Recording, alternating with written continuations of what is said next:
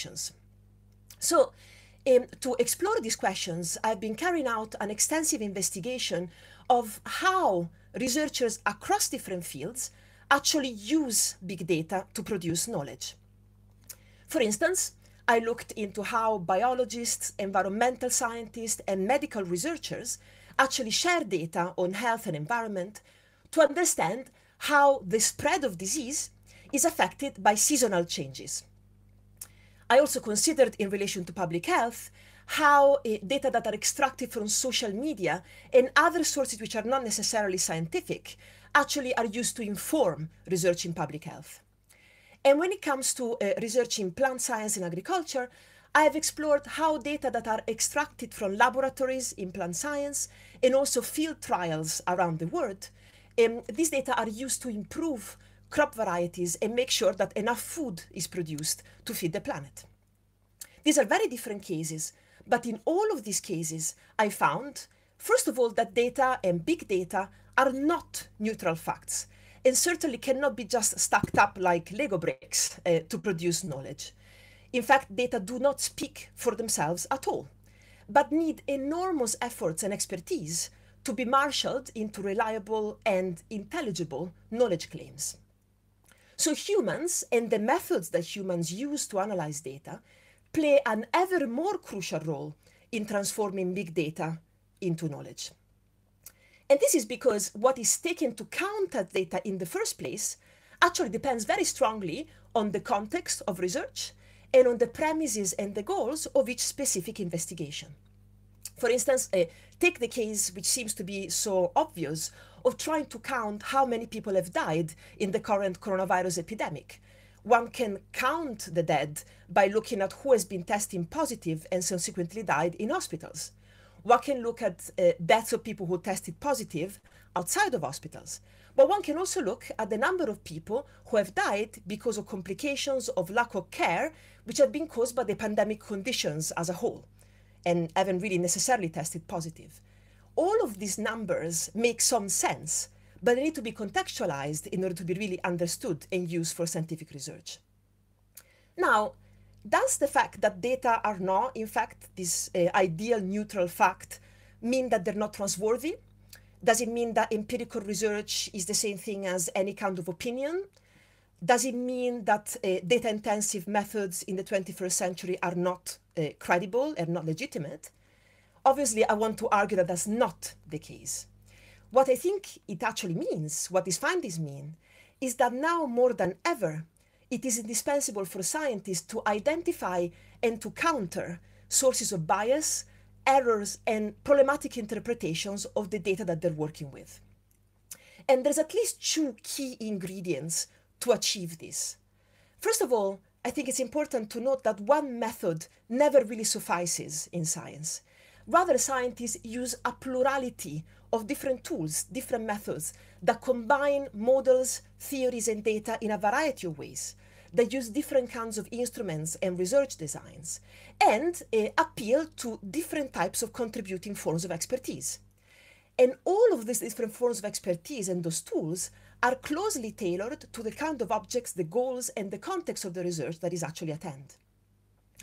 Secondly, the application of these different methods needs to be flanked by robust systems for the dissemination and the scrutiny of research, which needs to include forms of data sharing, research venues and institutions that foster actively scientific exchange, and publishing platforms that encourage open assessment. And in fact, we tend to refer to this set of institutions as open science these days.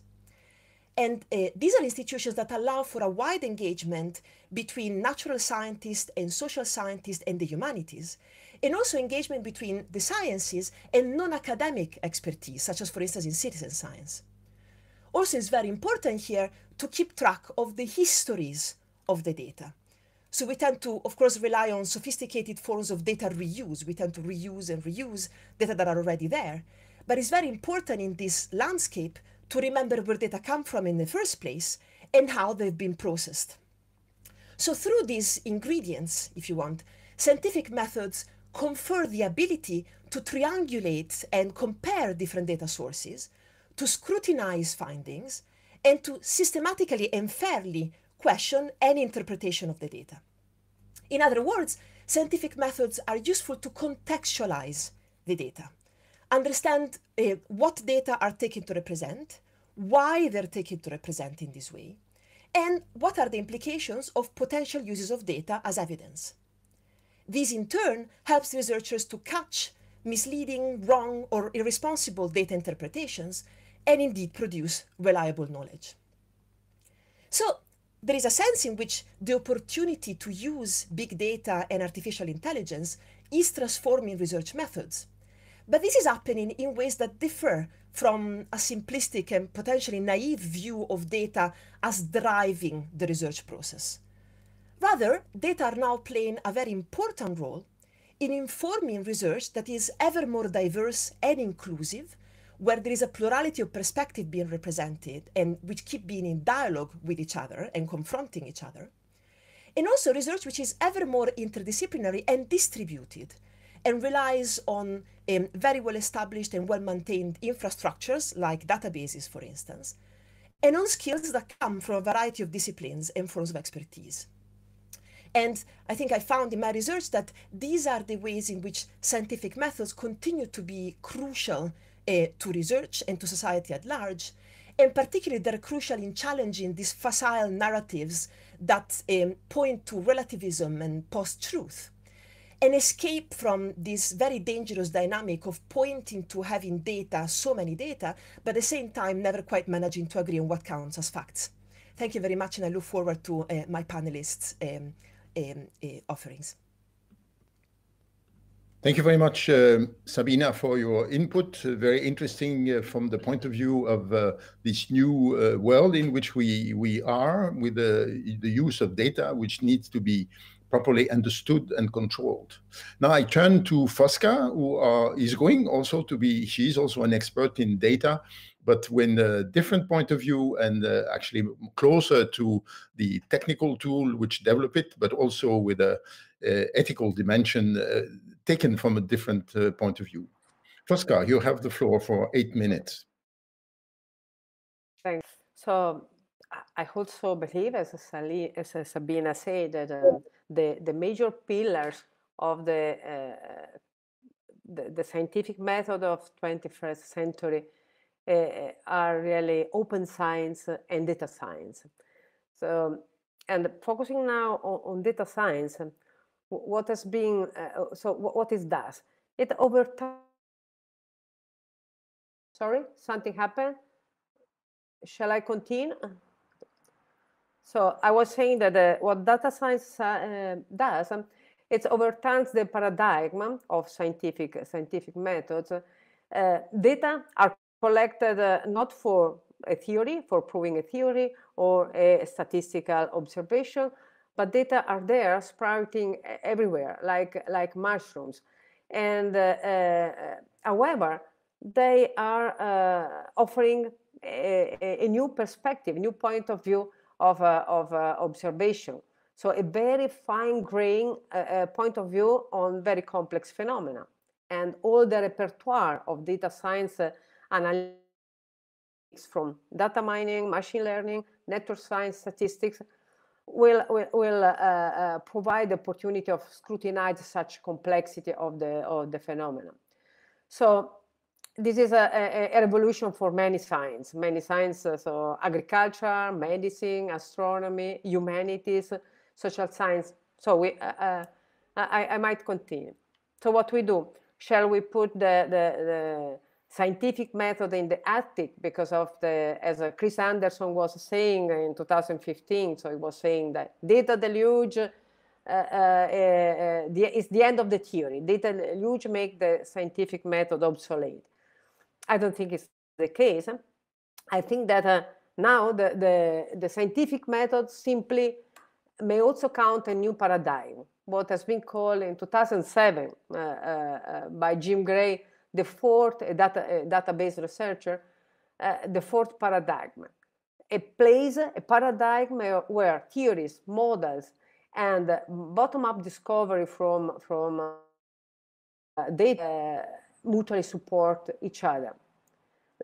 let me give you an example of this, something that just to explain is the story of Returner and Explorer, a Nature Communication paper that we made in 2015. So this is about modeling human mobility. So modeling human mobility is something which is a question which is there since last century, and there has been plenty of mobility models. But in the last 20 years, thanks to the new proxy of data like mobile phone, GPS trajectories, there has been an incredible new numbers of sophisticated models. And then we also investigated what is the relation between the overall mobility of an individual and systematic mobility. And then we tried to observe what was using the data mining, in this case, methods, what emerged from data. So what is surprising is that there were only two clusters which emerged from data. There were the people with a very high and diverse mobility, with a very diverse mobility, that we call them explorers, and there were the very routinary people, homework. But the surprise was that there was nothing in autonomy. So there were any other cluster. And the other surprising things is that, not surprising actually, finding was that there was no existing mobility models which was accommodating such new pattern, which was emerged at very different scales. We made plenty of experiments in different countries at the national, local level. Those patterns, so the Returner and Explorers were there. So the result is that those data-driven models inspired, and we could inject such data-driven models into the global mechanicistic models. So in a sort of, in a world now of models collaborating each other. And surprisingly, those new models, these Returner and Explorers, were particularly mentioned by sociologists, psychologists. So it was a finding of a result of other disciplines as well. So what is the novelty of data science? That data science produces hypotheses. And then are hypotheses which are valid with a certain confidence on observed data. So, and then, of course, it is a difficult task. So learning is true. There are many traps. There are bias on data. There are causalities. Many of our methods, they capture correlations, not causalities. And so, and then there is uncertainty, quality of data. So, and validation is also another very difficult task. So the methods that we have to apply, I agree with Sabina, it has to be very, very rigorous. But for scientists, novel hypotheses are useful if they are understandable. So science does not need oracles. Science need a machine that generate hypotheses, help to falsify theories, and in order to build better ones.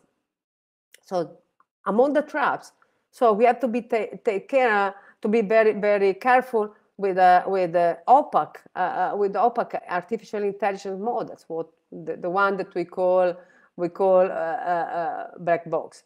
And this is exactly the point of my research, which is aimed at to design data-driven AI systems that are capable of explaining to humans what they have learned from data. So and what are the possible scenarios? So more than data models than to predict, scientists need models to explain. So they need machine to think. In this sense, machine to think. So just to, in this sense, an example that I can give you to explain this idea is it's Dr. House, the famous TV series.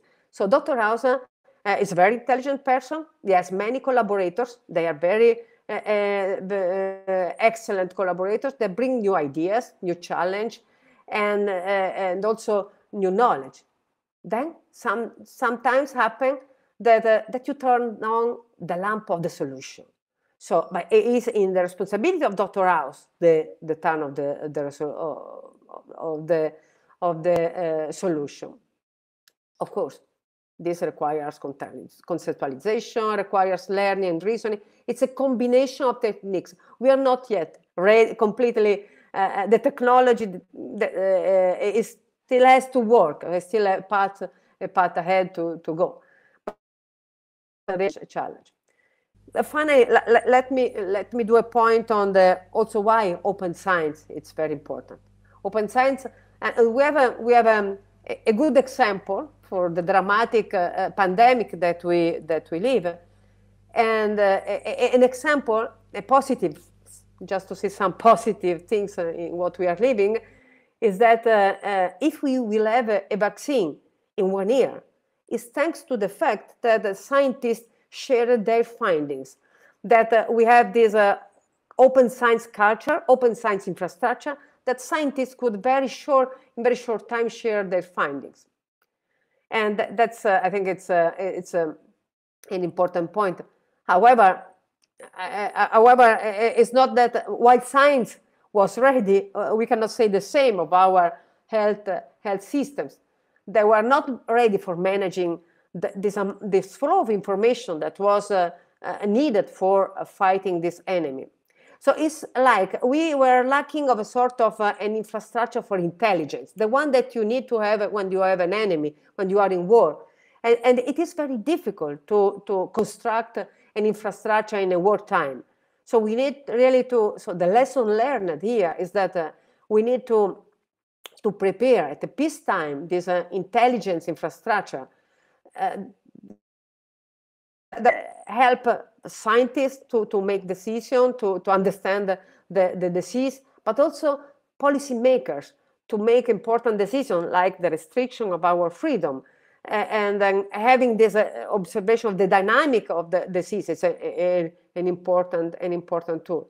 So we really need to prepare for open data science infrastructure, which is useful for public health and the common good.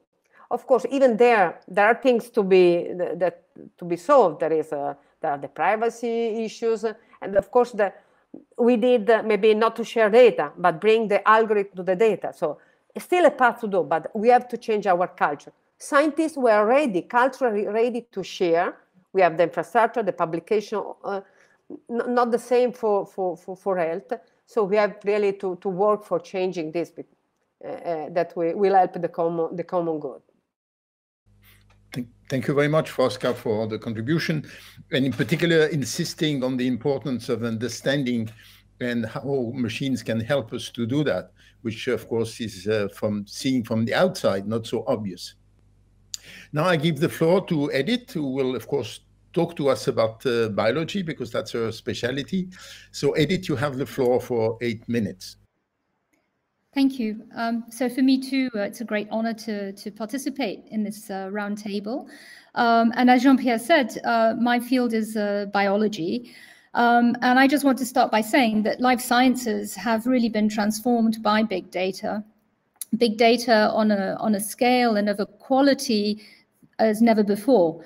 But also the realization as a scientist who works with other scientists to try and move forward as quickly as possible, the big data alone really does not help us completely understand the complexity of living organisms, or even more so of an ecosystem, which is, of course, where organisms exist and have to interact and survive. So big data, from the biologist's perspective, provides the information, but not the knowledge. And for this, we still need conceptual approaches. And this brings me then to a few words about my own area, which is the field of epigenetics. And this is an interesting case study almost of how one can go from very conceptual approaches right through to the big data that we can generate today that's helping us truly understand the mechanisms of what happens during early development. So how does an organism develop from a single cell, from a fertilized egg? These were concepts that were put forward and explored as far back as Aristotle. And so, you know, the idea that a complex organism develops from a very, very simple starting point is something that's fascinated scientists for centuries. And it was actually in the 17th century, in the midst of a big fight about how exactly a developing organism exists and evolves, where from a religious point of view, it was more convenient to imagine that at each generation, the organism is already preformed. So there was a theory of preformation, and then there was the theory that Aristotle had put forward of epigenesis, which is going from simplicity to complexity. And for many centuries, indeed, scientists had been fighting about whether preformation or epigenesis is actually the way that organisms develop. And this might seem extraordinary today, but it was only actually a century ago that this was finally sorted out. And so epigenetics was actually put forward as a new discipline in the 1940s to bridge the gap between genetics and what we understood about the hereditary material, DNA, which of course wasn't known at that time, and embryology.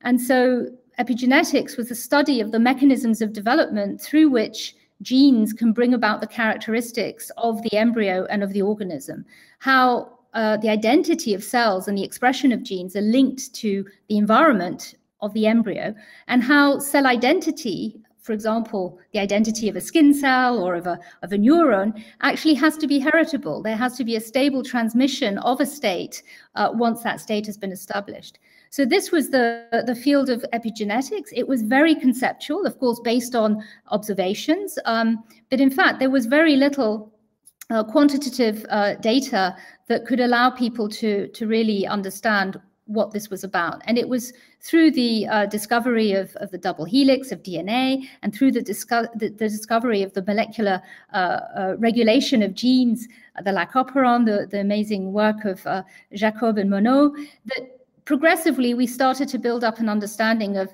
how the genome is regulated and how this might potentially be involved in development.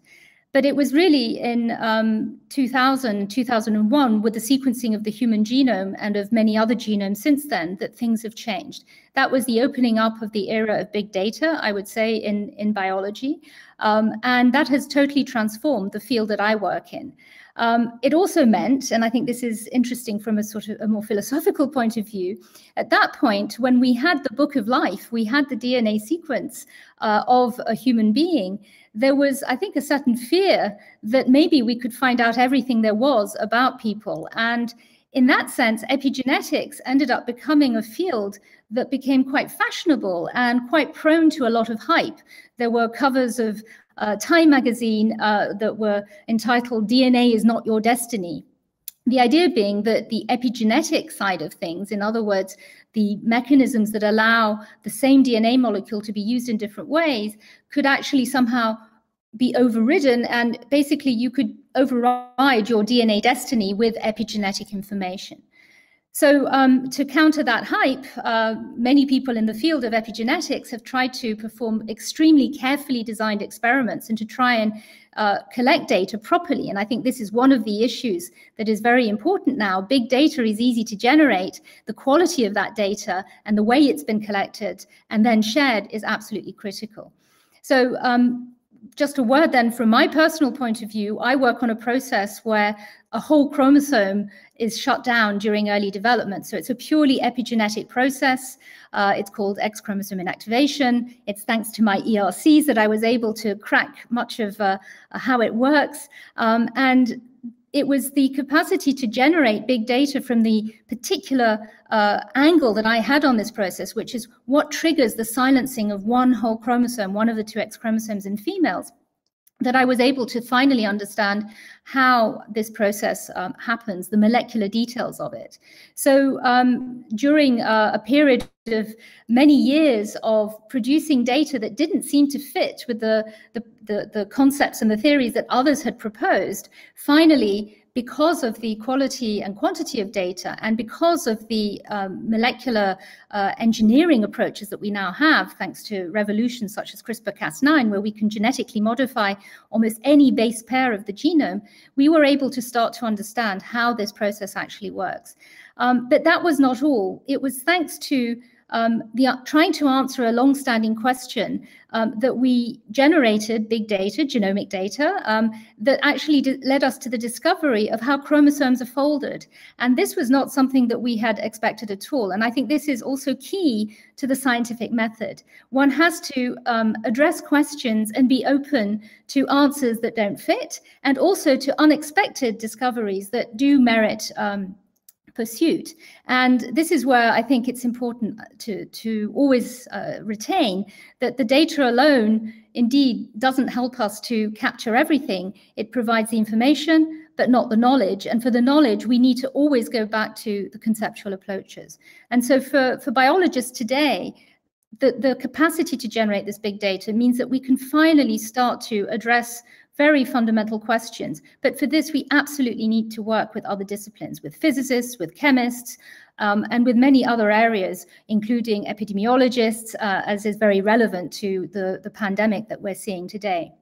And one of the key issues, I think, is to be open to the issues of reproducibility. And one needs to share data and have shared approaches in order to address this, which is a big question in biology. And one of the, I think, important points to remember is that, biological entities are extremely complex with many, many variables. So one has to always put things into the context of both the genetic basis of an organism, but also the environmental context that it finds itself in. So my conclusion would be that you need big data in order to really to progress in science, but it has to be exploited and shared carefully in order to be useful.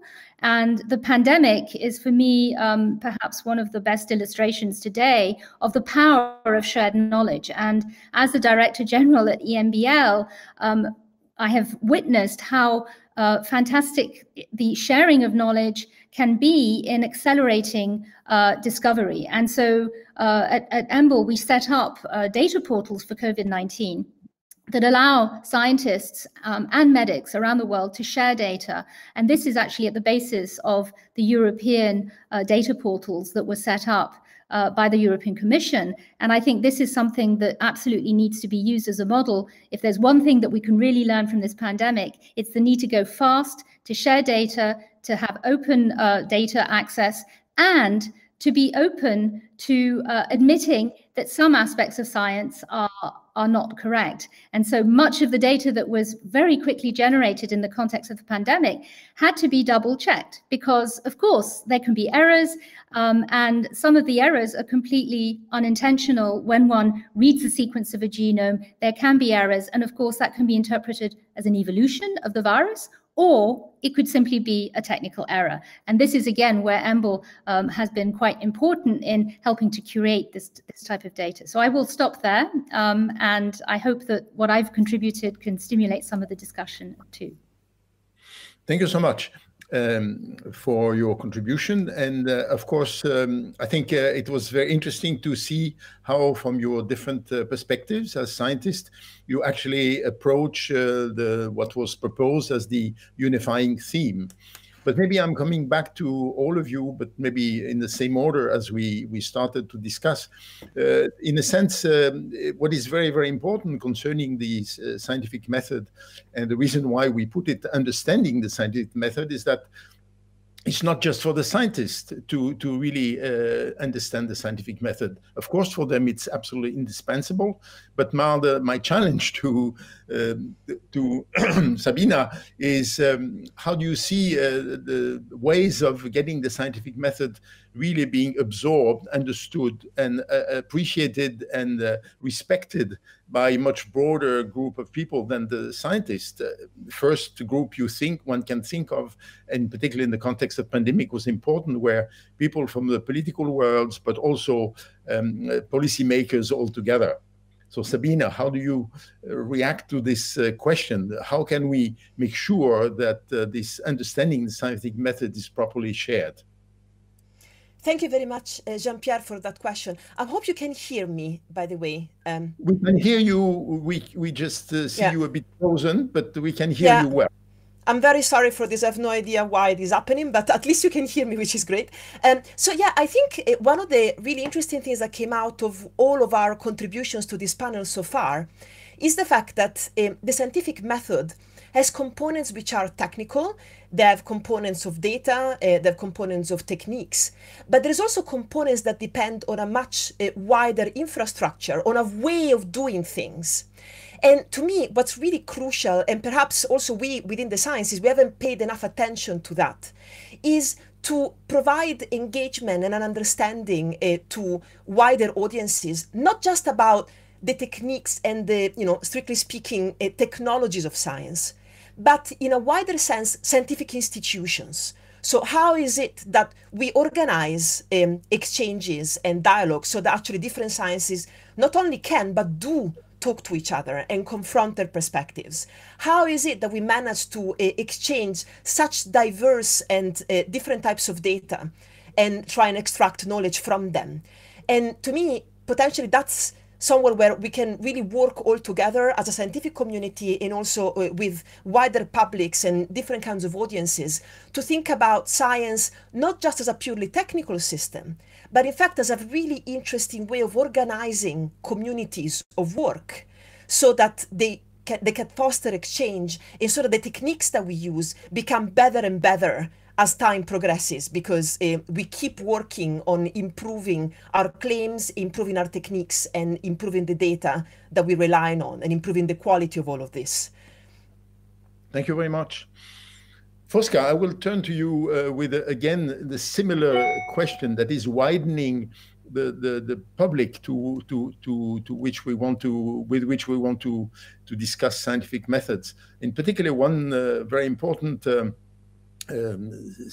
part of the work of people doing politics, of course, is responsibility.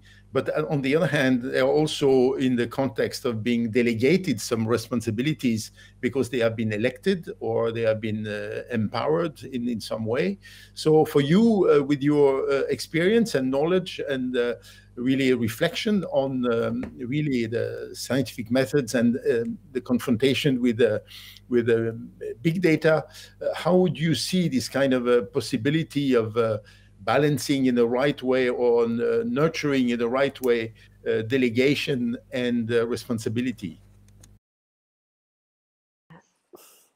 Thanks for these questions. And actually, let me answer with two different hats. The researcher on explainable artificial intelligence.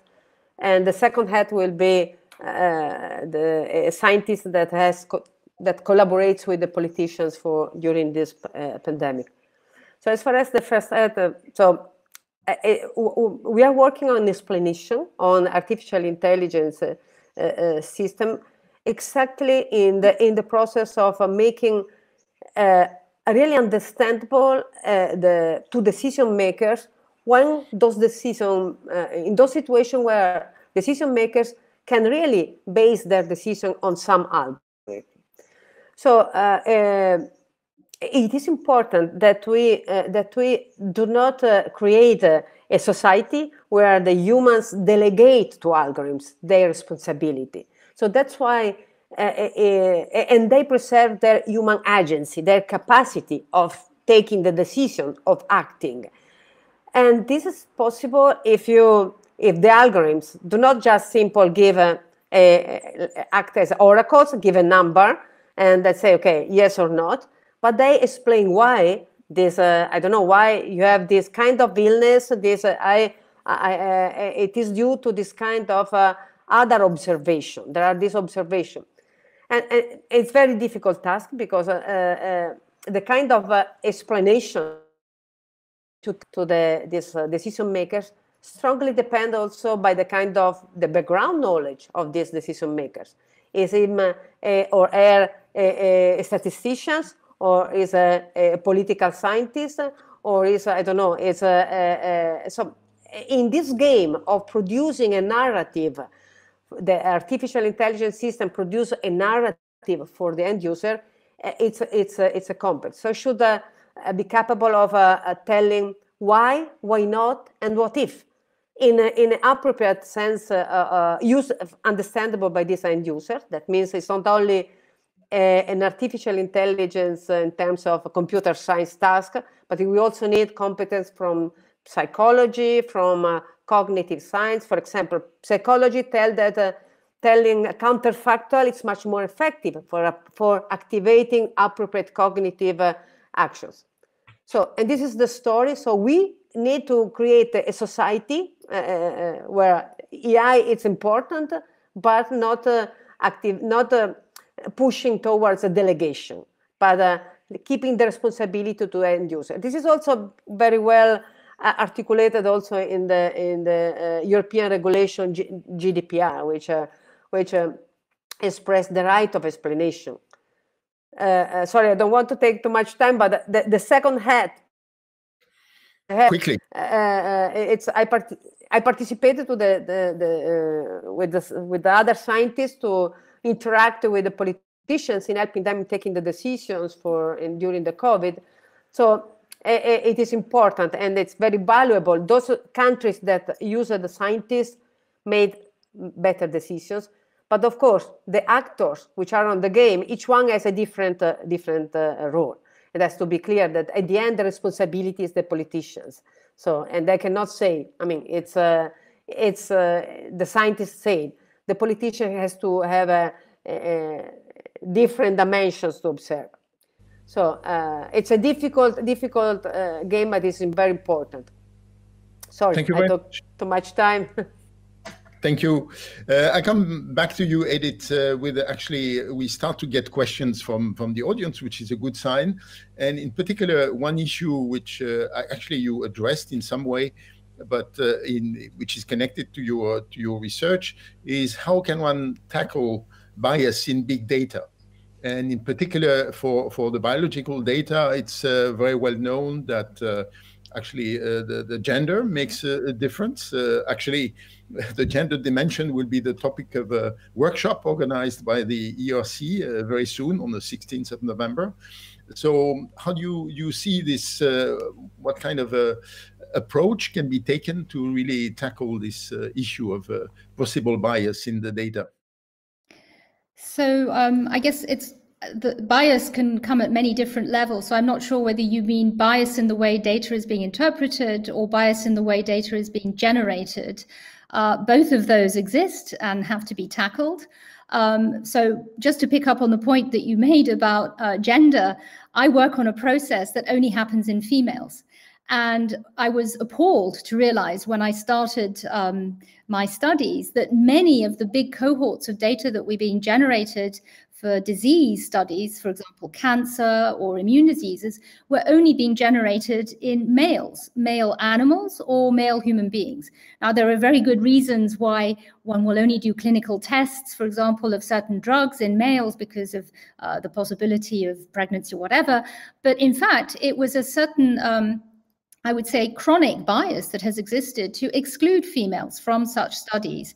And which means that ultimately, when women get treated by doctors, for example, the medicine that we're given, we're just being treated as little men. We're just given the doses according to our size and weight relative to a man. And that is absolutely, now we understand, absolutely unacceptable. 8 out of 10, I think, drugs that were pulled off the market in the States in about 10 years ago were pulled off because of side effects on women. So there's I would say, an example of bias in the type of data that is being collected.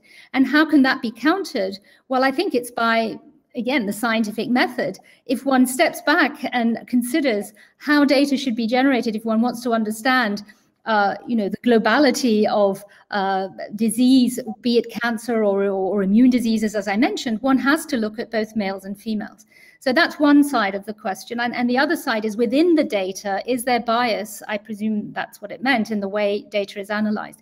And I can say that from from my field, what is absolutely clear is that, of course, there are biases, and the best way to approach any set of data is to attack it from every possible angle. So different approaches to test I would say, the robustness of the data, but also to come up with predictions that one can test to actually find out whether the data stands up to it.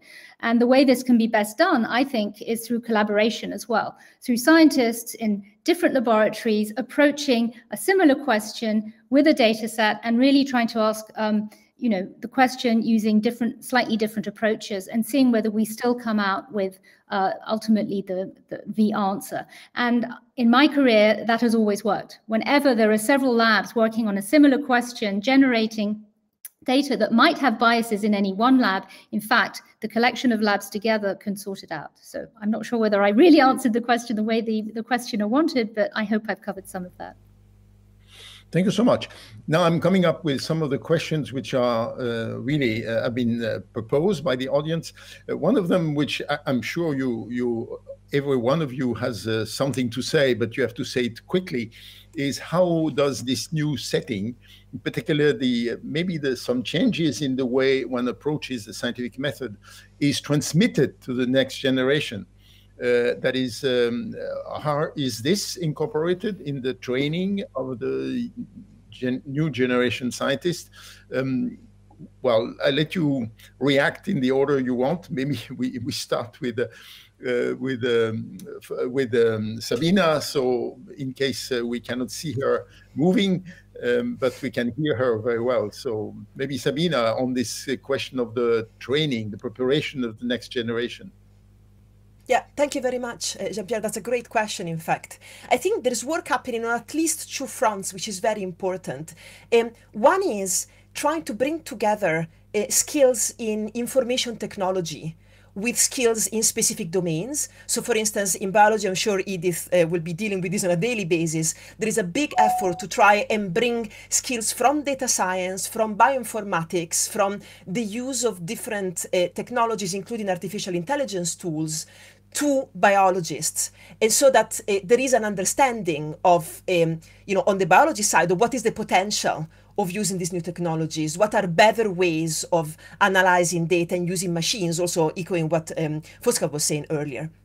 And of course, that also means that on the side of engineering sciences and information technology, there needs to be training to understand better domain-specific issues, which they would regard as applications. But in fact, as I think we've all emphasized in our interventions, the nature of the phenomena we're looking at, the objects we're looking at, the circumstances under we do this, really determine the tools that we need to use, the most appropriate tools, and the ways in which we understand research and acquire knowledge. And so training both people working on the more IT, data science, AI side, and people working in different domains where these tools are being applied to understand each other is really crucial for the new generation. Then there is, I think, a second dimension, which is even broader than this. And this is the idea that, which is relating to the idea of open science that we've all emphasized in different ways, the idea that the scientific system needs to be rethought so that there are better incentives for researchers, particularly early career researchers which are just starting out now, to establish better interdisciplinary collaborations, to be rewarded for the work that they put into, for instance, producing better data, and investing time in making sure that the results are shared properly and can be reused and scrutinized by other laboratories. This is a big task for us in this generation because the system that we have now is a system that is still very much skewed towards quick gains and publishing a lot of papers and be rewarded in that sense. And I think now there is a lot of agreement in scientific organizations to try and shift the system so that there are more rewards attached to training researchers and rewarding young researchers for what they put into building up their communities and making sure that the tools that they're using can be shared and research can be scrutinized more widely. And there are these forms of broad engagement that I think we've all pointed to as being central to the way in which methods will evolve in future years. Thank you. Fosca, you want to say something? I'm sorry to press you because we... No, very short. I agree with many of the, so thanks for Sabina. She say that here in Pisa, thanks also to a project, research infrastructure, so big data, social mining, big data, we activated 5-6 years ago a master of second level for on big data analytics and social mining for scientists, for students which had a master degree in another discipline, not computer scientists. And then for 1 year, we inject please the competences of a data scientist. So the result has been successful. So biologists, philosophers, and also communication or geologists, they really, I mean, they injected this paradigm together with their science. So I think that the way to do. But of course, there is also another point. It's for sure improve within the STEM technology, more culture on data-driven technology. That's NDI, and also I think there is we have the duty of having a sort of also communicating to the general public what is artificial intelligence, what is data-driven science, and also try to do more courses towards the general public, because I think we have to reduce a little bit of big ideas of making it a little bit more popular. But it's important that I think that the new generation of scientists will be data scientists, natively data scientists, and experts of their disciplines. Thank you very much. Edith, you just have a few minutes to comment on this. But in particular, one thing I would like to ask you is, do you see that this would require also changing the very basic training, even in primary schools? Or how do you approach this because of the importance in your field of data? Well, I think to answer your question about early training, I think I was going to say that earlier, actually, when the discussion about outreach was ongoing. I think that is actually one of the key things, is to confront the youngest generation with what data is about and what it can tell us. And we know now, with the advent of the use of computers, it's incredible to see how children are able to absorb information and employ it from the very earliest stage in a way that maybe the older generation cannot. So I think outreach is incredibly important.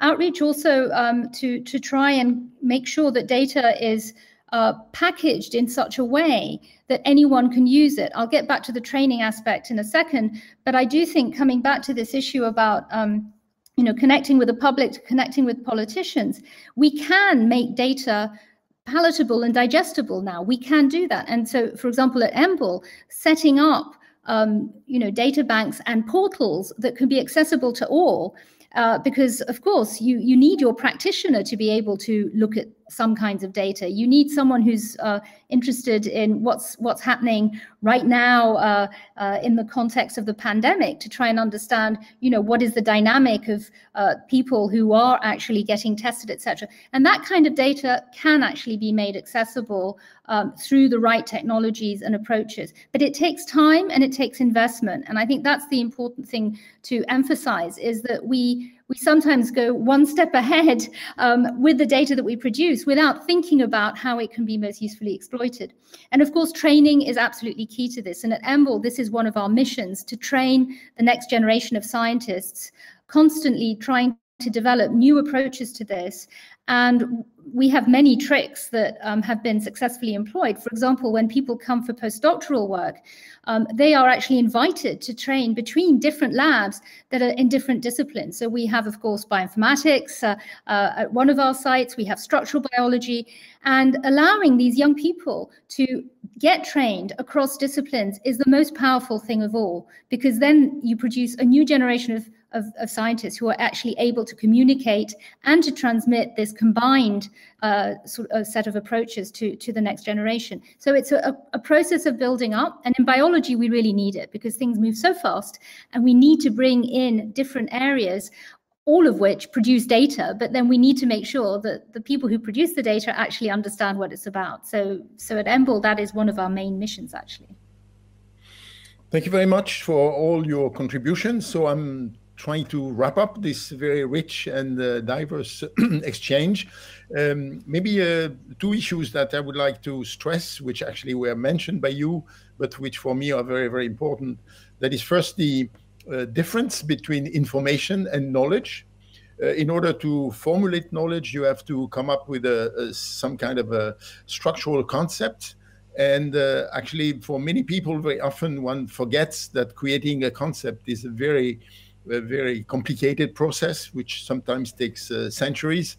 I'm a mathematician. If you look at the concept of numbers, how it has widened over the millennium, and it was really very critical to develop modern mathematics.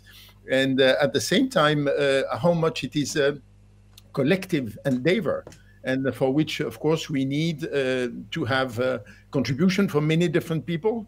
And actually, one thing I'm, again, maybe biased as a mathematician, is to really accept the input of younger people coming up, looking at things from a different angle, and sometimes coming up with quite different approaches. So that's the first point I want to make, this big difference between really information and knowledge. The other one, which is the importance of open science and really making sure that the way science develops and the critical value of scientific methods is actually something which needs to be shared with with a wide public. And in particular, it means that it should be part of the very basic training at a very early age, and it should not be done in a dogmatic way. It should be done in a way that people really perceive that the value of the method, how it helps get out of traps, and so on and so forth.